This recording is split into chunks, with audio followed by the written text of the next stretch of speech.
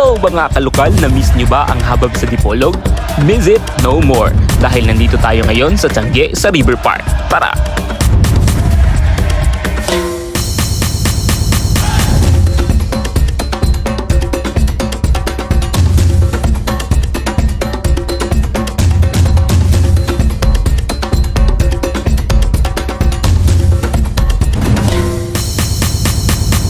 Dahil ang lokasyon ng ating Tiangge mga kalokal ay nasa tabing ilog, isang trivia muna tayo. Ang pangalang Dipolog ay mula sa salitang Subano na dipag na ang ibig sabihin ay across the river at ng kalaunan ay naging Dipolog. Ang Tiangge River Park ay nasimulan at binuksan noong ikaunang araw ng Hulyo 2023 kasabay sa pagdiriwang ng araw ng Dipolog.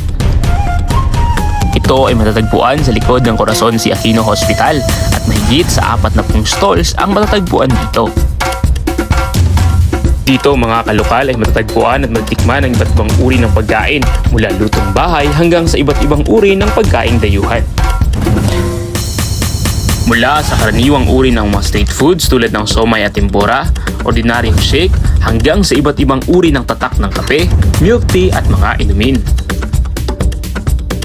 At kung trip nyo naman ay dito maghapunan, meron din iba't ibang uri ng pagkain na swak para sa inyo.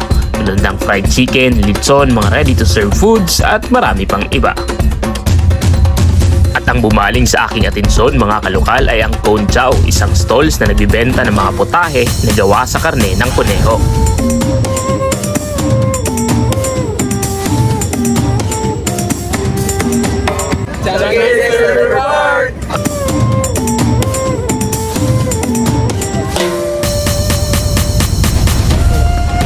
At hindi lang mga pagkain ang matatagpuan dito mga kalokal.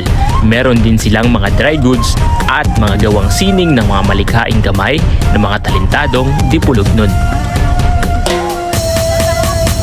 Ginawa ito upang mapaunlad ang turismo ng Dipolog at matulungan ang ating mga kapwa maliliit na negosyanteng Dipolognon para mapaunlad ang kanilang pamumuhay. At sa lahat ng mga Dipolognon na gustong mag-enjoy at magkaroon ng oras kasama ang pamilya, jowa, buong tropa at pwede na rin alone ulit. Isa na rin ito sa ipinagmalaki ng Dipolog na pwedeng ipagmalaki sa mga dayo at mga turista. Kaya kung hindi mo pa nasubukang mapasyal dito mga kalokal, ano pang hinihintay mo? Tara!